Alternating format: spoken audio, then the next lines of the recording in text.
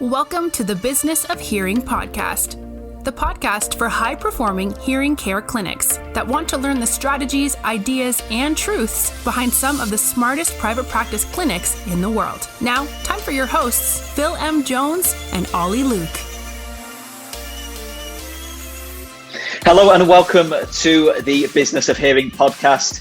And once again, I'm joined by Phil M. Jones to talk, to moan, to find solutions, to have a chit chat. And today we've got an interesting discussion. And that is, should we be worried about online retailers and OTC in what is becoming a fast changing marketplace? So Phil, how are you doing? Yeah, I'm doing good. I think I've been talking about this whole subject of online retail and OTC for what feels like an eternity. I think it was back in sort of 2012, 13, 14 that this very much hit the topic of conversation. So it's nice to know that it still hasn't gone away. So let's start, I suppose, with online retailers. Give me your spin on this. Well, the online retail space has existed in the hearing care industry for a significant period of time, right? And if it wasn't online retail, it was direct-to-consumer retail through the back of Sky Mall magazines or inserts in other consumer publications promising to fix the issue of hearing loss for a significantly lower sum than most practices are charging. So we're not necessarily dealing with something new, other than we're finding a new way of reaching people that weren't necessarily directly looking for hearing care. So when I think about online retailers, there's major players like Lively, but there's significantly minor players. And then there's other major players that are on the way that we might talk about a little bit later on right now. But the big difference that I see between online retail and brick and mortar locations is online retail are really good at doing something that most brick and mortar locations aren't. What they're really good at doing is finding somebody who wasn't looking for help in their hearing. So what they're doing is interrupting somebody's day. They're presenting a solution that somebody wasn't necessarily looking for. They're proactively hunting into a marketplace that on the face of it could well grow the size of the market if it's well executed. The trouble is that online retail also does a second thing remarkably well, is that it provides a price competitive advantage versus brick and mortar locations. That means that many patients have a diagnosed hearing loss from a brick and mortar location, traditional hearing care practice, and then ends up losing the sale to a reduced price transaction with an online dispenser. So I think that would be the key differences that I'm looking at between online and brick and mortar. And it's important that if you're going to respond to any difference in a marketplace, that you understand their strengths before you understand their weaknesses. But in that online space, that's what I'd be aware that they do remarkably well. They find people who weren't looking, which means those people might never get to you. And the people who look at a greater level, i.e. go shopping around after meeting somebody like a traditional hearing care provider, are finding themselves with very, very, very price competitive offerings from these online retailers and perhaps not sure why to choose anybody other than that. Yeah, and from my perspective, it feels like we've seen this so many times. Industry that's been a certain way for a long period of time, all of a sudden investment funds going to new companies doing things a new way that's far more convenient for the end user. Industry gets shook up, things change, whether it's the taxi industry. We've worked in so many industries where we've seen the exact same cycle. And I've been monitoring everything very, very closely. And, very recently, a company called Whisper.ai just received $30 million of funding, taking it up to $53 million in total. And interestingly, once you go down that rabbit hole, discovered the investment company is a company called IVP, who were key investors behind Snapchat, Twitter, behind Uber, behind Slack, like these brands that have come into a marketplace and utterly disrupted and brought a new solution that people didn't know they wanted, but now struggle to live without. So it's certainly interesting. It feels very much like Blockbuster Video in 2000 when Netflix was coming up, and if they would have understood what their strengths were and played to that rather than just trying to think the DVD is the thing that people want, then I'm just seeing it being very interesting at the moment. I think it's important that consumers have choice. And that's what comes from any form of disruption into a marketplace, is that the consumer ends up with more choice. Now, the responsibility of anybody who is then looking to be able to do business with that consumer is to help that consumer understand how to make that choice, i.e., what are the differences between dealing with each of those other options. But what's imperative that you do is you put the consumer at the center of that discussion. What's best for the customer is what's best for the organization en masse. But by what's best, it has to be a holistic viewpoint. I hear lots of providers in this space that are like, yeah, but you need to get your hands on them. You need to get your hands on them. You need to get your hands on them. And then there are many online retailers that have like tremendous set of stories of delighted patients who've never met their provider in person that have had a phenomenal experience of working with somebody from a distance. So my evidence is that perhaps that belief needs to be questioned of, do you have to always get your hands on them? The other interesting thing when you look at the online space is they're working to far slimmer margins. Why? Because they are building into their offering towards the consumer, less human touch point, less overhead in that transaction, less incremental cost of goods sold through the amount of time that goes into it. So they could sell a pair of devices at $2,000, $3,000, $4,000 that you're selling at $5,000, $6,000, $7,000. Why? Because the and what else is different. And I think it's that and what else piece that needs to be explored. The real opportunity that exists right now because of this plethora of different ways that consumers can access hearing care is you get to decide how to set your stall out that is differently. You get to start to think, well, what is my unique value proposition? Why should you choose me as opposed to somebody like? And starting to be able to really articulate what those differences are and make sure that your consumer that you're looking to be able to attract values those things, not just you value those things, is how you go about navigating that. It's super easy to say, it's less easy to be able to do though. And what about OTC? Because this is that thing that people have spoken about, and I've heard this around for years. Oh, it's coming, it's been delayed, it's coming. I don't know what it actually is going to look like. And everyone seems to have a different opinion. Where are you at with this?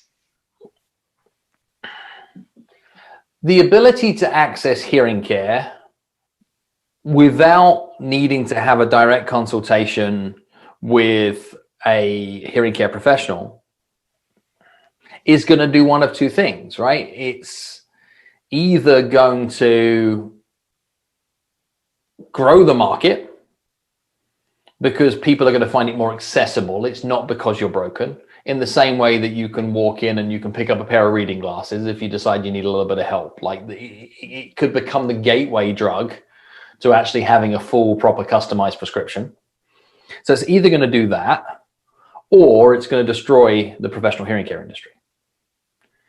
And the way it could destroy the professional hearing care industry is if the consumer decides there's no need for a professional.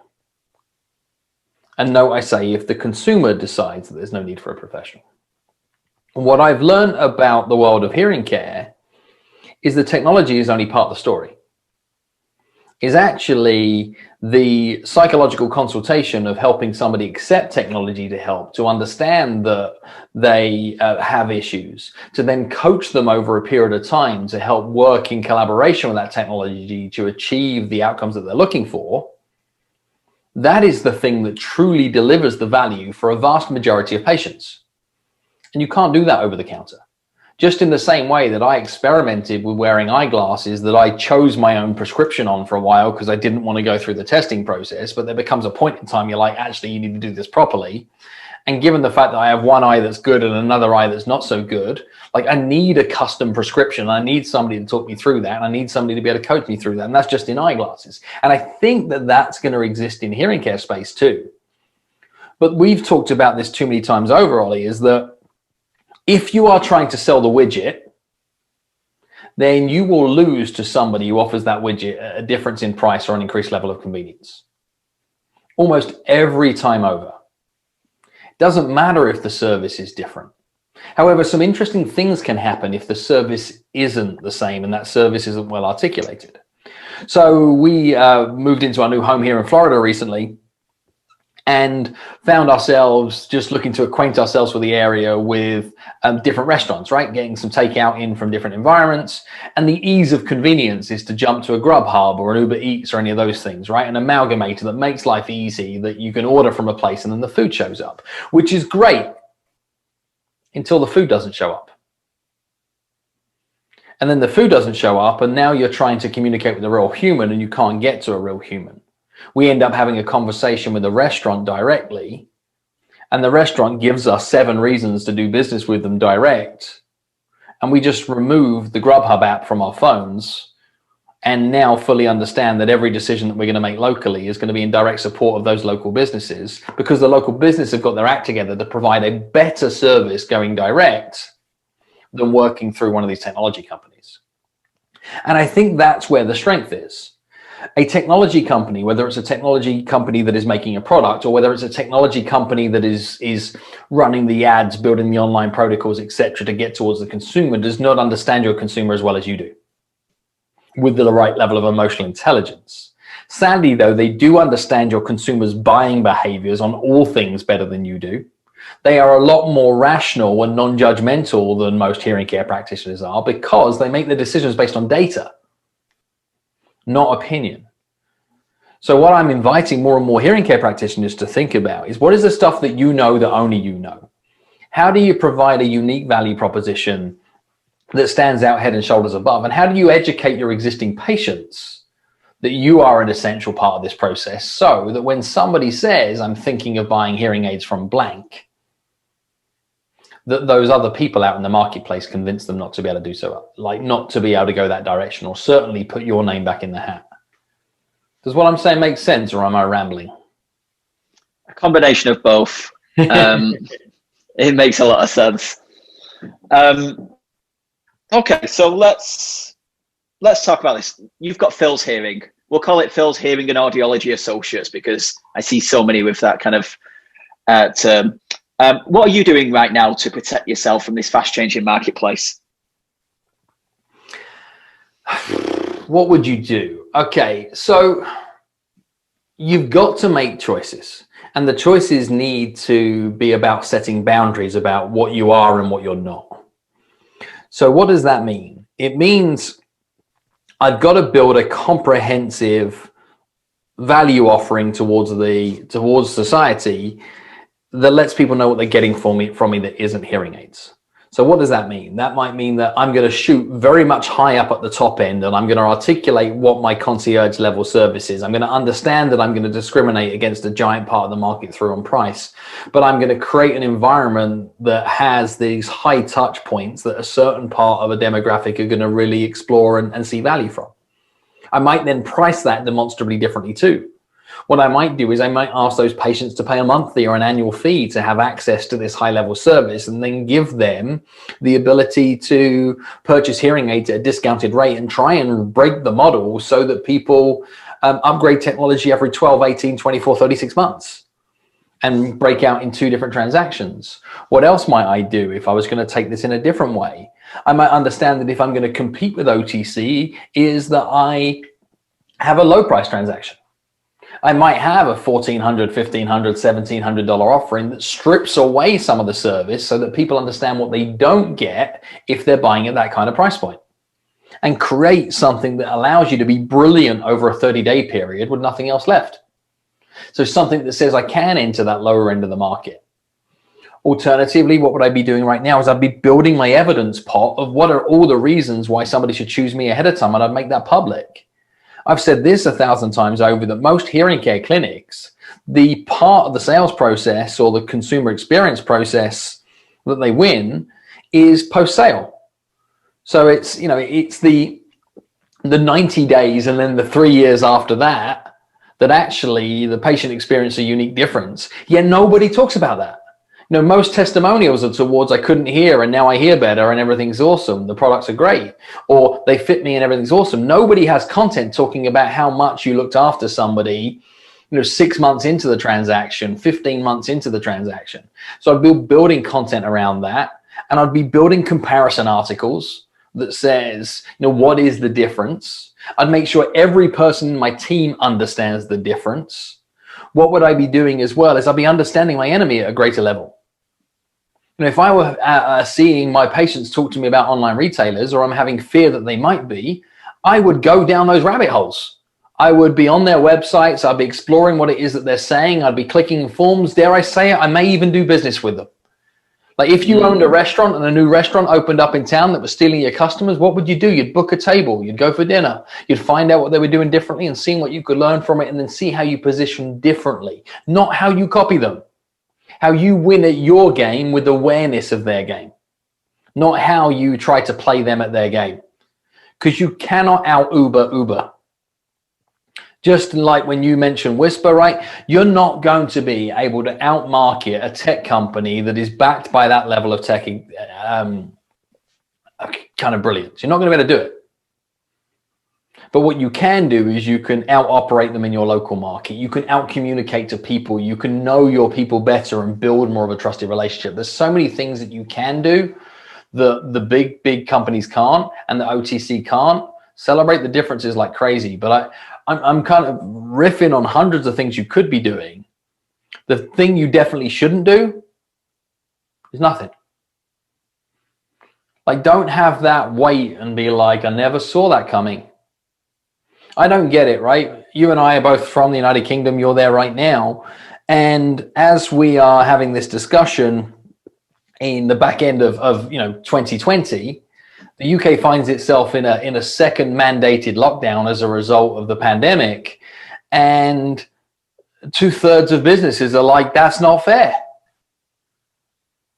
Like, if you didn't view the first scenario as a warning sign to say, get yourself ready for the fact that the world is changing, you cannot just go, I wish it was like the olden days.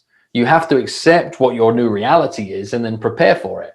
And the same is true with OTC, same is true with online. Don't just wish it would go away. Understand it exists and get ready with your counter argument and be prepared to be able to ride out this next chapter.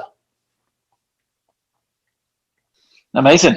And I think that brings us to an end. I have literally nothing to add that will make that sound any better without just muddying the waters. From your point of view, Ollie, though, before we wrap up, is you've seen what happens when people have investment capital and they have a giant market that has margin in it. What do people do with that investment money in the early days? So I'm thinking very much about these infancy online retailers that are looking to be able to try and get a slice of this massive market. What are they going to do with this huge liquidity that they have and no real customers to serve in the early stages? We're seeing it, and they're going so aggressive online. Yeah. To a point that everybody listening to this, they're probably bidding on your brand name on Google. So for anybody who searches you, their ad appears to say, you could get things cheaper. They're going after the market you very much created here. And we're seeing this so much. One thing you'll notice is they very rarely focus on SEO or trying to be number one on Google. They're going after people on Facebook ads, on Google ads, people that are searching for hearing help. But then again, people who don't know that they need hearing help, and they're hitting them between the eyes with a thought-provoking question and then leading them through a very seamless methodical process in order to drive them towards some form of solution. It's so interesting to almost sit back and watch. But we need to get our stuff together here. The awareness of these giant tech companies that are backing some of these disruptors have pockets of cash that are in that early adopter investment stage that they don't have to justify an ROI on. They're looking to try and get impressions. They're looking to try and win market share. What they're doing is rolling the dice Las Vegas style to see if they can make this work, spending other people's money. So what you are seeing that didn't exist 5 years ago is you're seeing literally millions of advertising dollars by new styles of hearing care retailers be poured into consumers that hadn't thought about, for once, accessing hearing care in any way, shape, or form. So it means that the awareness of treating hearing loss is greater than it's ever been at any point in time, and that awareness is only going to grow. So what would I be doing about that is I'd be newsjacking. I'll be not trying to outmarket them. I'd be looking to say that because of the fact they're marketing, how do I feed on that wave that's been created? What does that look like? Is you talked about, Whisper and the investment capital that are happening there. Study that product, understand exactly what it's about in terms of what they're offering, understand what makes you different, and write comparison pieces that are then published through your website. Write comparison pieces that mention the towns and localities that you do business within. So if somebody trips over one of those ads and then is thinking, well, is this good? And then they put hearing aids Whisper and then insert name of town into a Google search while they're trying to do some due diligence to see if this is a scam or if this is real, etc. They stumble across an advice-based piece that exists within your site that allows you to be seen as a trusted source. So this is what I'd be doing right now, is I'd be building the evidence that says I have an opinion on these things, and it is a measured, calculated, expert opinion, not it's not fair opinion, right? It needs to be, let me show up and help put people first and help those people understand the differences between you and people like you so they can make more informed decisions with clarity over who you're for and who you're not. So I'd be in support of who might actually benefit from some of these big competitors out there. Who might be somebody who should be choosing the OTC product when it's about. And I think knowing who you're not for is just as powerful as knowing who you are for, and brings more trust towards that. So we can riff on this thing forever. Just promise me, if you've listened this far in today's discussion, that you're not going to do nothing when it comes to building a response to OTC, building a response to online retail. Put yourself in the driving seat, that you're in control, you're controlling your controllables, and that you have a proactive reaction that is based on the fact that you know this is coming. And don't say I didn't see it coming, because I'm going to at least tell you I told you so. And there we have it. That is a wrap. Thank you so much for listening to the Business of Hearing podcast. Make sure you subscribe to be the first to know when a new episode goes live. If you're feeling kind enough to share your experience and leave us a 5-star review, it would mean the world to us. And if you want to learn more, then go to www.orange-grey.com for article guides and trainings specifically written for high-performing hearing care businesses. We look forward to speaking to you again soon.